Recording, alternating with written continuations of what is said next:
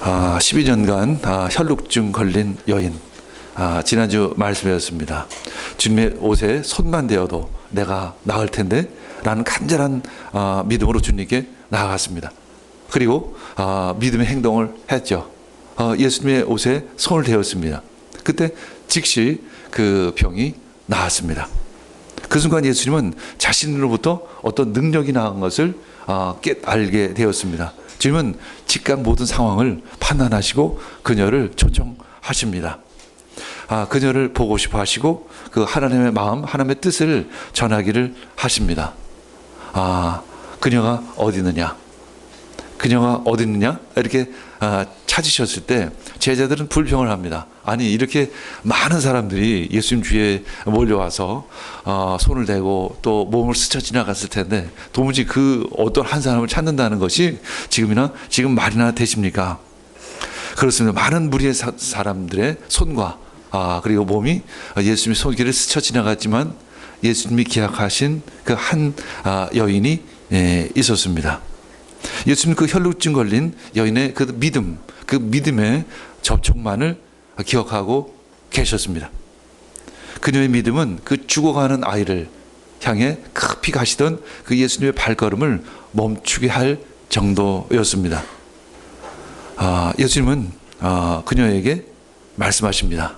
너의 믿음이 너를 구원하였다. 이제 혈루증 그 치유의 기적은 큰 화제가 되었습니다. 아니, 그 예수님의 그분의 옷깃에만 닿아도 병이 나타나니 참 이것은 지금까지 경험했던 그 이상이었습니다. 엄청난 일이 일어나는 것입니다. 그것은 온통 그 무리들 가운데 큰 화제거리가 되었던 것이죠. 그것은 질병으로부터 그 저주로부터 완벽한 승리였습니다. 완벽한 해방이었던 것입니다. 이제 예수님은 그 혈루증 걸린 여인과 계속 말씀을 나누고 계셨습니다. 이제 딸이 죽어가고 있었기 때문에 그 야이로의 그 회당장 야이로의 마음은 시커멓게 타들어가고 있었습니다. 웬일인지 예수님은 너무나도 여유로우셨습니다. 지금 한쪽에서는 자기 딸이 야이로인 자신의 딸이 죽어가고 있는데 예수님이 이렇게 편안하게 이야기를 나누고 있었던 것입니다. 야이로의 입장에서는 참 예수님이 야속했었을 것입니다. 자, 35절 읽겠습니다. 시작. 예수께서 말씀을 계속하시고 계시는데 회당장의 집에서 사람들이 와서 회당장에게 말하였습니다. 따님이 죽었습니다. 이제 선생님을 더 괴롭혀서 뭐 하겠습니까? 야이로의 집에서 전갈이 왔으면 따님이 죽었습니다. 하늘이 무너지는 소리가 야이로의 귀에 들려왔습니다. 이제 치유의 기쁨, 그 혈루증 걸린 여인의 그 치유의 기쁨, 그것이 고조된 분위기는 금방 싸하게 식어버리고 말았죠. 그나마 가졌던 모든 희망은 사라져 버렸습니다. 한마디로 상황 끝이라는 것입니다. 상황 끝이라는 것이죠. 더 이상 뭐 예수님이 어떻게 하실 수 있겠습니까? 이미 다 죽었는데 예수님이라고 어떻게 하실 수 있겠습니까? 이제 다 상황이 끝났습니다. 다 각자 집으로 돌아갑시다. 우리는 이런 질문을 할 수 있습니다. 예수님은 이런 모든 상황을 다 이미 예측하셨을 터인데 왜 그 절망적인 상황을 그대로 방치해 두셨을까? 도대체 왜 예수님은 지체하셨을까? 예수님은 끝을 기다리신 것입니다. 예수님은 우리들의 끝을 기다리신 것이죠. 예수님은 야이로에게 끝을 보여주기를 원하셨습니다. 우리는 끝을 가본 적이 사실 별로 없습니다. 절망의 끝, 어떤 문제의 끝, 어떤 죽음의 끝을 우리는 가본 적이 없죠. 또한 기쁨의 끝이 무엇인지 잘 모릅니다. 행복의 끝도 잘 모릅니다. 도대체 축복의 끝이 어딜까? 한 번도 우리는 그 끝을 맛본 적이 없습니다. 지금까지 우리는 부분적인 것만을 경험하고 살아온 것이죠. 우리는 전부를 경험한 적이 없습니다. 그것이 우리들의 한계이기도 해요. 피조물의 한계인 것입니다. 하나님만이 그 끝을 알고 영혼을 아시는 분이십니다. 믿음의 끝은 어디일까? 때로 하나님은 우리들을 시작으로 이끄시기도 하고 때로는 끝으로 이끄시기도 합니다. 성경 말씀이 바로 그것입니다. 성경 말씀은 우리들에게 시작과 끝을 보여주십니다. 그래서 우리는 오직 성경 말씀을 통해서만 그 시작과 끝을 알 수 있습니다. 우리들의 인생은 그냥 한 부분을 살 뿐입니다. 하나님의 시간 속에서 우리들은 아주 작은, 진짜 한 점만큼 작은 그런 부분만을 살고 있을 뿐입니다. 그래서 하나님은 우리들에게 믿음을 요구하시는 것입니다. 믿음만이 시작과 끝을 알 수 있고 또 끝을 소망할 수 있기 때문에 그런 것입니다. 우리 창세기 1장 1절 한번 읽어보겠습니다. 태초에 하나님이 천지를 창조하셨습니다. 세상의 끝 시작을 우리들에게 보여주시는 것입니다. 하나님의 말씀을 통해서. 그리고 계시록 22장 20절에서 21절 읽겠습니다. 이 모든 계시를 증하시는 분이 이렇게 말씀하셨습니다. 그렇다, 내가 곧 가겠다. 아멘. 오십시오, 주 예수님. 주 예수의 은혜가 모든 사람에게 있기를 빕니다. 아멘. 바로 성경 말씀의 맨 끝입니다. 22장 20절 21절. 성경의 끝은 바로 예수님의 다시 오심을 이야기하고 있습니다. 내가 곧 가겠다. 그때 우리는 화답합니다. 아멘. 오십시오, 주 예수님. 예수님이 이 땅 가운데 오시면 그것을 바로 우리는 종말이라고 얘기합니다. 이 세상의 끝이 오는 것입니다. 그러나 우리들에겐 그것이 끝이 아니라 시작이죠. 주 예수여 오시옵소서. 그래서 이 땅을 새롭게 하시옵소서. 새롭게 창조하시옵소서. 그래서 주 예수여 오시옵소서. 이 마라나타, 헬라어로 마라나타인데 초대교회에서는 예배 때 자주 이 마라나타를 선포했습니다. 고린도전서 16장 22절, 마라나타 우리 주님 오시옵소서. 이것이 또한 우리들에게 기도 제목이 되어야 될 줄 믿습니다. 이것이 바로 우리들 끝에서 부를 수 있는 찬양이요, 하나님에 대한 기도인 것입니다. 마라나타 우리 주님 오시옵소서. 이것이 우리의 마지막 소망인 것입니다. 이것이 끝입니다. 그러나 그것은 새로운 시작이 될 것입니다. 그래서 종말은 바로 새로운 시작인 것입니다. 크리스찬에게는, 하나님을 믿는 사람에게는 그 종말이라는 것은 바로 새로운 시작입니다. 그래서 여러분들의 삶에서의 어떤 끝, 절망의 끝, 행복의 끝, 그것은 또한 새로운 시작이 될 것입니다. 예수님은 우리들에게 믿기만 하라는 것입니다. 믿으라는 것입니다. 어떻게? 끝까지 믿으라는 것이죠. 끝이 왔을 때 하나님은 새롭게 시작하십니다. 그래서 우리는 하나님을 기대하는 것입니다. 때로 꼴찌가 편할 때도 있어요. 왜냐하면 더 이상 뒤로 물러설 데가 없으니까. 그리고 뒤로 돌아서 그러면 1등이 될 수 있습니다. 그것이 꼴찌가 갖는 특권입니다. 여러분들 막바지로 가는 것을 너무 두려워하지 않기를 원합니다. 그것은 여러분들의 새로운 시작이 될 것입니다. 여러분들의 새로운 믿음이 그때부터 시작될 것입니다. 자, 36절, 37절 읽겠습니다. 예수께서 이 말을 곁에서 들으시고 회당장에게 말씀하셨다. 두려워하지 말고 믿기만 하여라. 그리고 베드로와 야고보의 동생 요한밖에는 아무도 따라오는 것을 허락하지 않으셨다. 그 옆에서 이렇게 엿들으신 예수님의 반응은 전혀 예상 밖이었습니다. 두려워 말라는 것입니다. 그리고 이어서 말합니다. 믿기만 하라. 두려워하는 거하고 믿음은 정반대인 것이죠. 두려워 말라. 그리고 믿어라. 이제 나의 때가 왔구나. 내가 나설 때가 왔구나. 내가 이 때를 기다렸다는 것입니다. 예수님의 입장에서는 그 때를 기다렸다는 것입니다. 예수님의 때는 바로 여러분의 끝인 것입니다. 우리는 기도합니다. 하나님, 이 기도에 응답해 주십시오. 이 문제를 속히 해결해 주십시오. 그러나 주님은 기다리십니다. 무엇을 기다리면 나의 끝을 기다리십니다. 우리들이 손을 내려놓았을 때, 우리들이 상황이 끝났다라고 이야기했을 때 하나님은 그때 시작하실 것입니다. 그래서 주님은 말씀하십니다. 그럼에도 불구하고 끝까지 믿으라는 것이죠. 죽음의 끝에서 살려주실 하나님을 믿으라는 것입니다. 성경에 보면 그 끝에서 살려주신 경우를 자주 볼 수 있습니다. 이삭을 하나님께 드렸을 때, 아브라함이 그 칼로 이삭을 죽이려고 했을 때 그 칼 끝에서 그 이삭을 살려주십니다.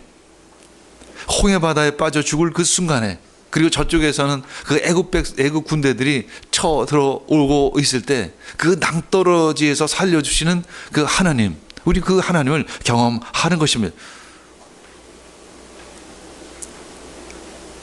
다윗은 절망의 끝을 가본 사람입니다. 다윗만큼 그 절망을 경험한 사람은 없었을 것입니다. 아들로부터 배신을 당해서 죽음의 끝을 가본 사람이죠. 그 절망의 끝에서도 그는 믿음을 잃지 않았습니다. 그래서 하나님은 다윗을 나와 마음이 합한 자다, 이렇게 말씀하는 것입니다. 그것은 위대한 칭호인 것입니다. 그런 절망의 끝에서, 그런 죽음의 끝에서 믿음을 버리지 않았습니다. 끝까지 주님을 찾았던 것입니다. 시편 23편 5절 읽겠습니다. 주께서 내 원수의 목전에서 내게 상을 베푸시고 기름으로 내 머리에 바르셨으니 내 잔이 넘치나이다. 그래서 다윗은 이런 기도를 할 수 있는 것입니다. 내 원수의 목전에서, 그 죽음의 끝에서 주님께서 나에게 상을 베푸실 줄 믿습니다. 그 절망의 끝에서 주님께서 다시 우리들에게 소망을 주실 줄 믿습니다. 다윗은 그런 믿음을 가지고 있었습니다. 이제 예수님은 여기서부터 3명의 제자들만을 구별해서 동행을 하죠. 자, 38절 39절 읽겠습니다. 그들이 회당장의 집에 이르렀다. 예수께서 사람들이 울며 통곡하며 떠드는 것을 보시고 들어가셔서 그들에게 말씀하셨다. 어찌하여 떠들며 울고 있느냐? 그 아이는 죽은 것이 아니라 자고 있다. 예수님 일행이 회당장의 집에 이르렀을 때 그 집은 죽음과 슬픔으로 가득 찼습니다. 바로 절망의 끝이었습니다. 죽음의 끝이었습니다. 완전히 초상집이었죠. 참 연세가 드셔서 돌아가시면 우리는 호상이라고 이야기하지만, 참 12살밖에 먹지 않은 아이가 죽었다는 것은 참으로 비극적인 일인 것이죠. 참 참담한 일인 것입니다. 특히 부모의 입장에서는 참으로 어떻게 할 수 없는, 그 슬픔을 주체할 수 없는 그런 일인 것입니다. 어둠과 절망으로 가득했습니다. 그 어느 장례식보다 그 슬픔과 울음이 컸습니다. 왜냐하면 모든 이들이 이것이 끝이라고 여겼기 때문에 그렇습니다. 그리고 많은 이들이 생각했을 것입니다. 이제 야이로 부부는 도대체 어떻게 살아갈 것인가? 그 사랑하는 어린 딸을 잃고 이제 어떻게 살아갈 것인가? 근데 우리는 장례식을 가끔 천국 환송 예배라고 하죠.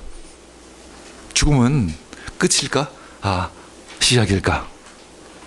세상의 관점에서는 그 죽음이 끝이지만 하나님의 관점에서는 새로운 시작입니다. 그래서 우리는 크리스찬이 죽었을 때, 하나님을 믿는 사람이 죽었을 때 우리는 천국 환송 예배를 드릴 수 있습니다. 우리는 축하하며 축복하며 그를 보낼 수 있는 것입니다. 인간적으로는 마음이 섭섭하고 마음이 안타깝지만, 그러나 그것은 새로운 시작이 되는 것입니다. 이제 천국에서의 새로운 삶이 시작되는 것이죠. 그러나 그들은 그것을 알지 못했습니다.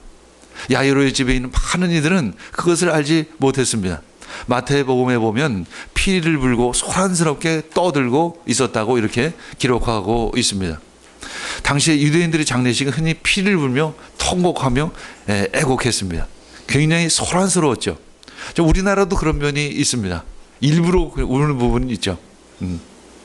일부러 통곡합니다. 그것이 효도라고 여겼던 것이죠. 때로 그래서 유대인들은 돈을 주고 사람을 고용해서 피리를 불며 통곡하기도 합니다. 그 통곡 소리는 이제 가슴과 손바닥을 치면서 이제 합창을 하기도 하고 서로 교대로 교창을 하기도 합니다. 그 고용한 통곡꾼뿐만 아니라 많은 조문객들로 인해서 이 야이로의 집은 굉장히 소란스러웠을 것입니다. 그때 예수님이 들어오신 것입니다. 그리고 선포하십니다. 더 이상 떠들지 말라.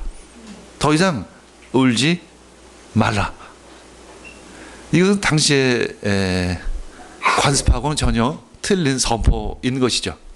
죽은 이에게는 크게 통곡해야만 예의가 있는 것인데 예수님은 멈추라는 것입니다.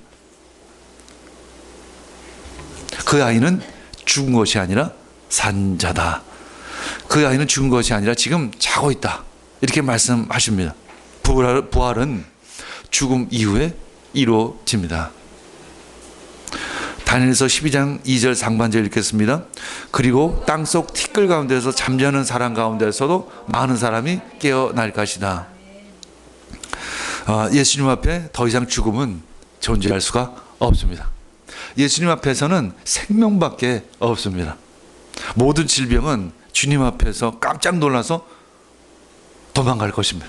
회복할 것입니다. 모든 문제는 주님 앞에서 깜짝 놀라 사라질 것입니다. 모든 죽음은 주님 앞에서 깜짝 놀라서 부활할 것입니다.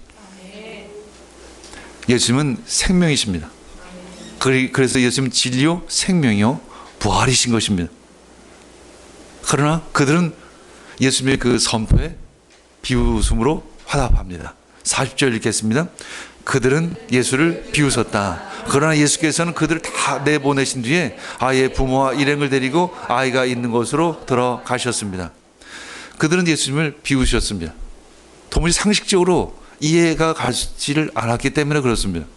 우리는 나의 상식이나 나의 이성으로 하나님의 말씀을 받아들이는 것이 아닙니다. 그래서 예수님은 우리들에게 믿으라는 것입니다. 믿으라는 것입니다. 이해하라는 것이 아니라 믿으라는 것이죠. 그들은 그것이 이해가 되지 않았기 때문에 비웃었습니다. 그들은 이미 상황이 끝났다고 생각했기 때문에 그런 것입니다. 그 끝에서 소망을 가질 수 있는 것이 바로 믿음인 것입니다. 우리 하나님의 사람만이 우린 믿음을 가질 수 있습니다. 믿음이 없는 사람은 예수님과 함께 할 수가 없습니다. 절망은 소망과 함께 할 수 없습니다. 죽음은 생명과 함께 할 수가 없어요. 불행은 행복과 함께 할 수가 없습니다. 불신은 믿음과 함께 할 수가 없습니다. 그래서 예수님은 그들을 내어 보내십니다. 이것은 강압적으로 내어 쫓았다라는 의미가 있죠. 예수님은 아주 강압적으로 그들을 다 내어 쫓으셨습니다. 비웃는 무리들을 매몰차게 쫓으신 것입니다. 믿음 없는 자를 그 자리에서 내어 쫓으신 것입니다. 41절 읽겠습니다. 그리고 아이의 손을 잡으시고 말씀하셨다. 달리다검 이는 번역하면 소녀야 내가 네게 말한다. 일어나거나 하는 말이다. 생명의 손길이 이제 죽은 아이, 예수님의 관점으로는 잠자는 아이에게 터치되었습니다. 그때 죽음은 더 이상 그 아이에게 머무를 수가 없었죠. 그 순간 죽음은 떠나가 버렸습니다. 이 달리타 이는 소녀야 라는 뜻입니다. 쿰은 일어나라. 그래서 소녀야 일어나라. 이 말은 어머니가 아침에 아이를 깨울 때 쓰는 단어입니다. 이제 그 아이에게 새 아침 같은 생명의 날이 시작됐다는 것입니다.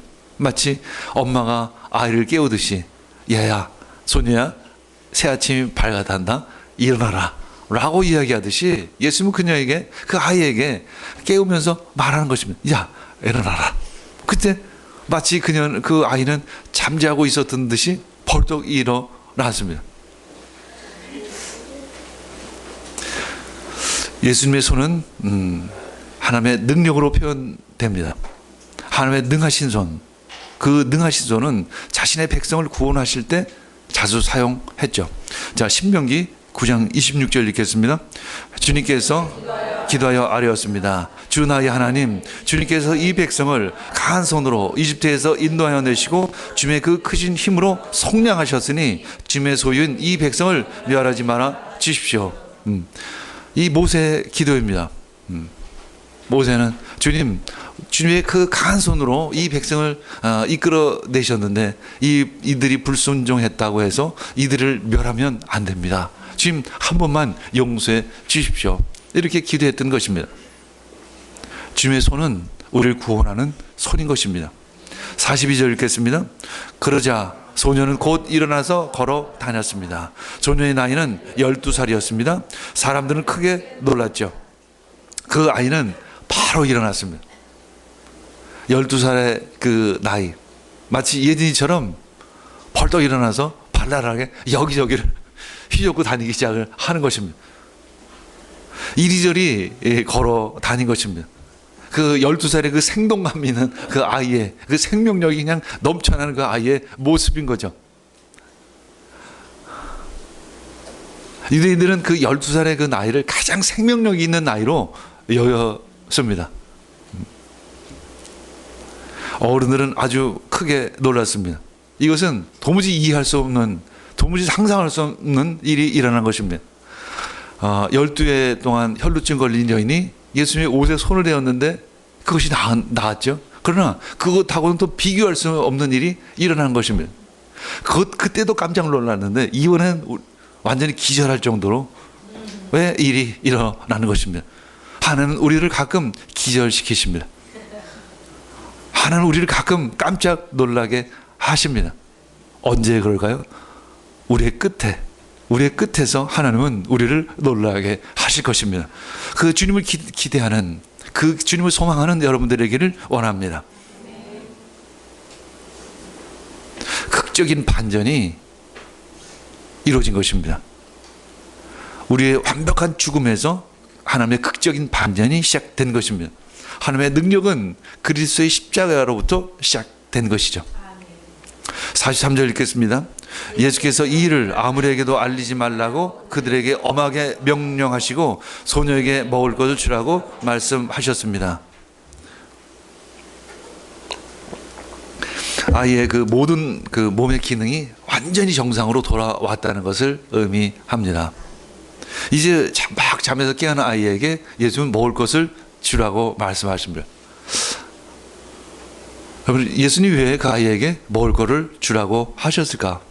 배고플까봐? 아닙니다. 또 다른 것을 증거하기 위해서이십니다. 이 아이는 유령으로 살아난 것이 아니라 완전히 온전한 몸으로 회복되었다는 것을 모든 이에게 보여주기를 원하신 것이죠. 누가복음 24장 41절에서 42절 읽겠습니다. 그들은 너무 기뻐서 아직도 믿지 못하고 놀라워하고 있는데 예수께서 그들에게 말씀하셨다. 여기에 먹을 것이 좀 있느냐. 그래서 그들이 예수께 구운 물고기 한 토막을 드렸다. 예수께서 받아서 그들 앞에서 잡수셨습니다. 예수님께서 부활하셨을 때도 그런 일이 있었습니다. 제자들이 믿지를 못했던 것입니다. 자신들이 보는 그 눈을 의심했던 것입니다. 내가 자신들이 환상을 보고 있는가? 아니면 혹시 예수님의 그 유령인가? 이렇게 믿지 못하고 있었습니다. 그때 그 마음을 아시고 예수님은 먹을 걸 좀 가져오라고 하십니다. 내가 한번 너희들 앞에서 한번 먹어보겠다는 것이죠. 그래서 내가 유령이 아닌 것, 그리고 이것이 너희들이 보고 있는 것이 환상이 아니라는 것을 내가 증거해 주겠다라는 것입니다. 예수님은 굉장히 철저하십니다. 우리들의 믿음 불신을 완전히 씻어버리기를 원하시는 것이죠. 그리고 예수님께서는 이 일을 아무에게도 알리지 말라고 당부하십니다. 엄하게 명령하십니다. 왜냐하면 아직 그 일이 널리 알려지기를 원하지 않기 때문에 그렇습니다. 나중에 이런 일이 있죠. 나사로를 살리신 일이 그 후에 있었습니다. 나사로를 살리신 때부터 유대 사람들이 예수님께서 계신 곳을 보며 더 많이 몰려오기 시작을 했습니다. 그들은 예수님을 보러 온 것만이 아니라 예수님이 그 죽은 사람 가운데 살리신 그 나사로를 보기 위해서 왔다라고 이렇게 기록하고 있습니다. 그때 그 제사장들, 종교 지도자들의 반응이 어떠했을까요? 요한복음 12장 10절에서 11절 읽겠습니다. 그래서 대제사장들은 나사로도 죽이려고 모의하였다. 그것은 나사로 때문에 많은 유대 사람들이 떨어져 나가서 예수님을 믿었기 때문입니다.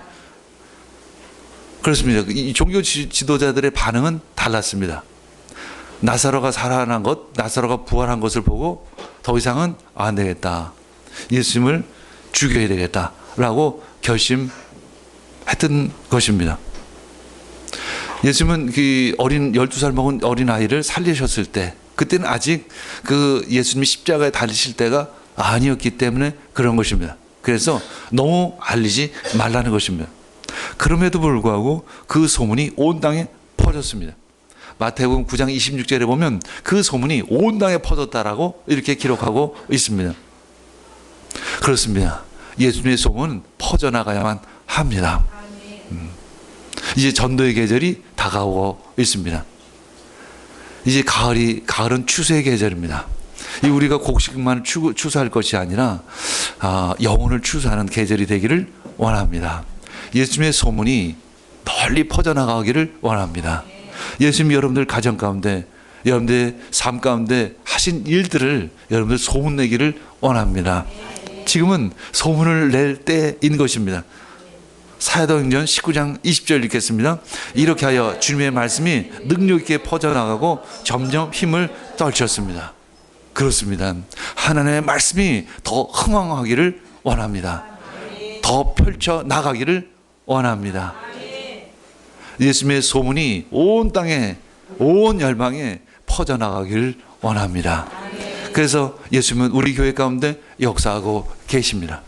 여러분들 삶 속에 초자연적인 기적들을 일으키고 계시는 것입니다.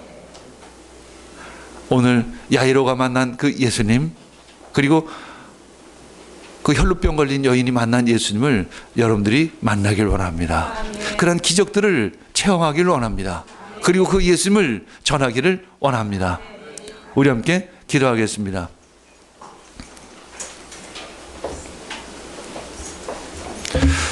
주님 감사합니다. 우리들이 그 생명의 예수님을 만나기를 원합니다. 그 능력의 하나님을 만나기를 원합니다.